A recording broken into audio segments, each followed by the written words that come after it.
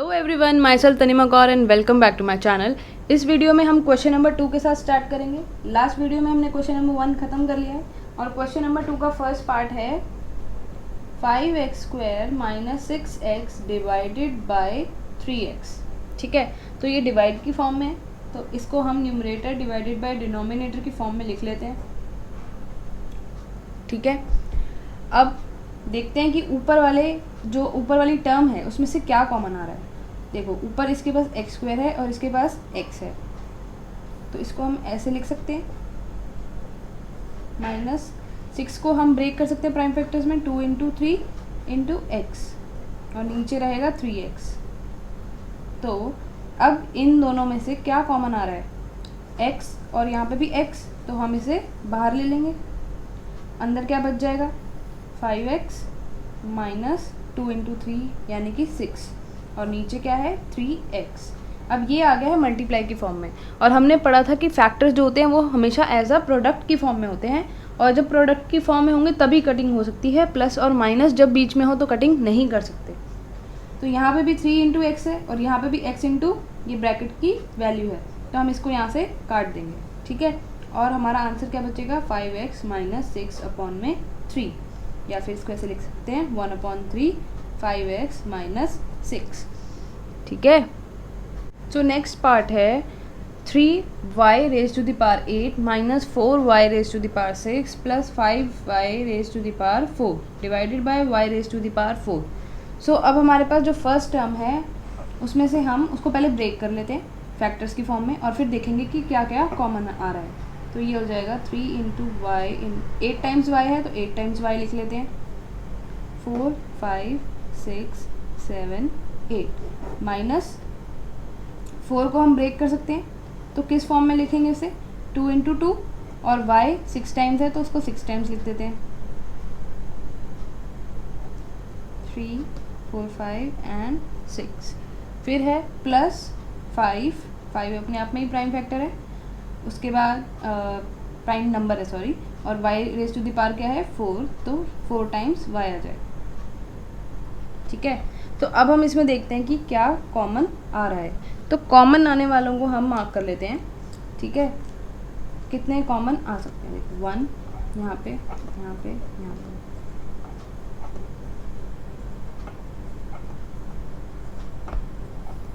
ठीक है, तो 4 y's हैं जो कॉमन आ सकते हैं, बाकी कोई प्राइम नंबर नहीं है जो कॉमन आ रहा हो तीनों में से। तो हम y⁴ को बाहर कॉमन ले लेंगे और अंदर ब्रैकेट में क्या बच जाएगा, 3⁴, क्योंकि y 4 टाइम्स है तो 3⁴ माइनस 2 × 2 4 y⁴ यानी 4y², और यहाँ पे कोई भी y नहीं बच रहा इसलिए सिर्फ +5। ठीक है, तो हमने फर्स्ट टर्म में से ये कॉमन निकाल लिया है। अब हमने इस फर्स्ट टर्म को इस फॉर्म में लिख लिया है।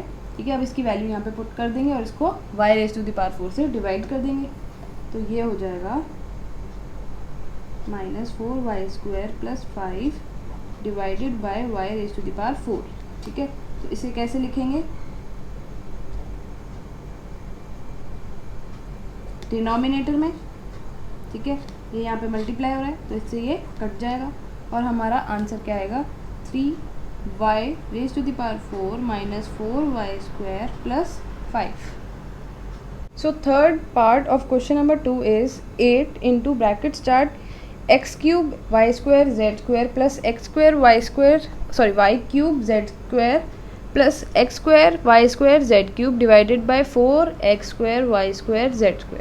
ठीक है, तो हम फर्स्ट टर्म में से ऐसे ही कॉमन फैक्टर बाहर निकाल लेते हैं। 8 ऑलरेडी बाहर कॉमन है तो इसलिए उसको नहीं छेड़ेंगे, सिर्फ अंदर वाले x y z वाले ये जो पोर्शन है इसी में से कॉमन फैक्टर निकालेंगे।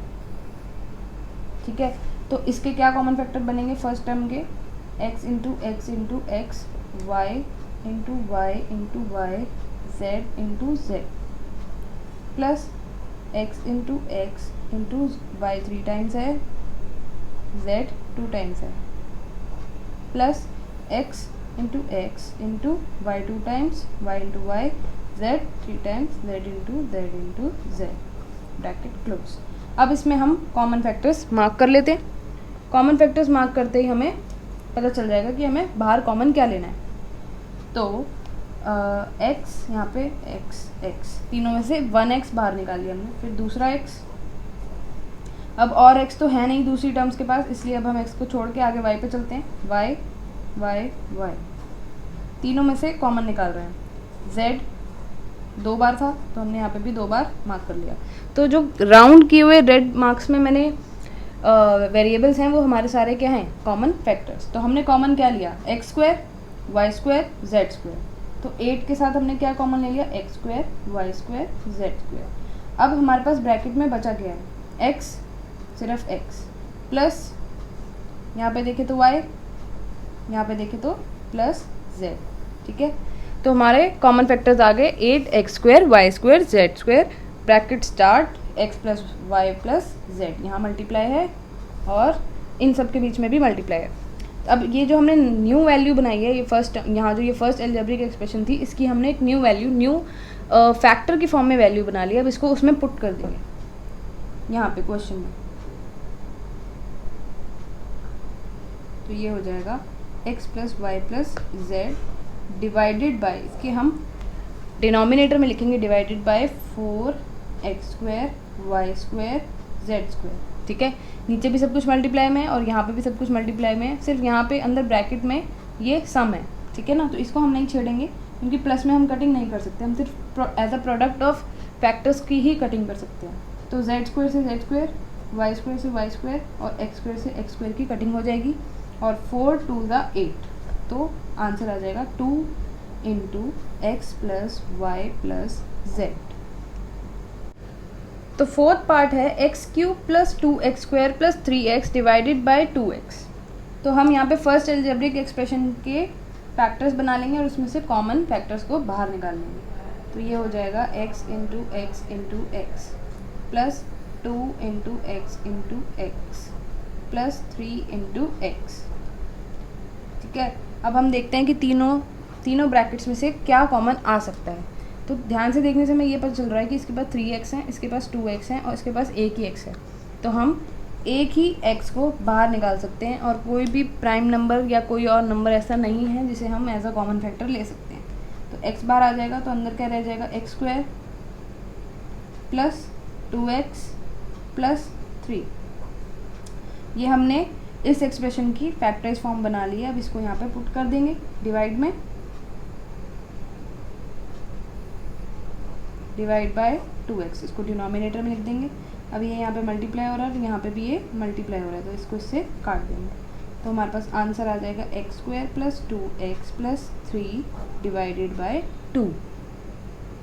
सो fifth part of question number 2 is p cube x raise to the power 6 minus p raise to the power 6 multiplied by q cube divided by p cube into q cube. ठीक है, तो हम first algebraic expression में से पहले इसके factors बना लेंगे और फिर इसमें से कॉमन फैक्टर्स बाहर ले लेंगे। ठीक है, तो इसको पहले ब्रेक कर लेंगे। तो ये हो जाएगा p into P into P into Q into Q into Q into Q into Q into Q, 6 times Q, minus ऐसे ही p भी 6 times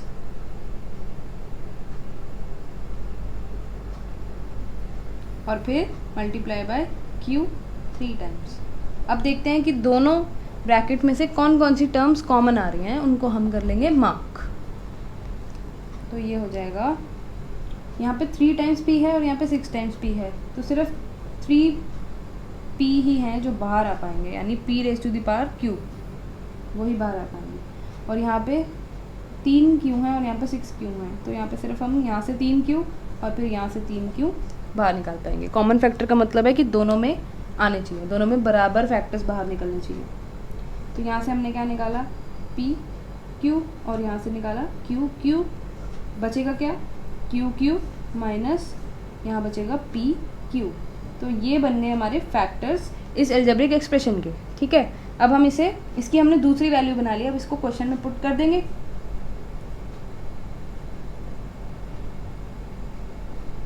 minus p q divided by p cube into Q cube. अब common factors जो numerator और denominator के हैं उनको cut कर देंगे, कट कर दिए और हमारे पास आंसर क्या बचेगा, Q cube minus p cube. Please like, share and subscribe to my channel and don't forget to press the bell icon.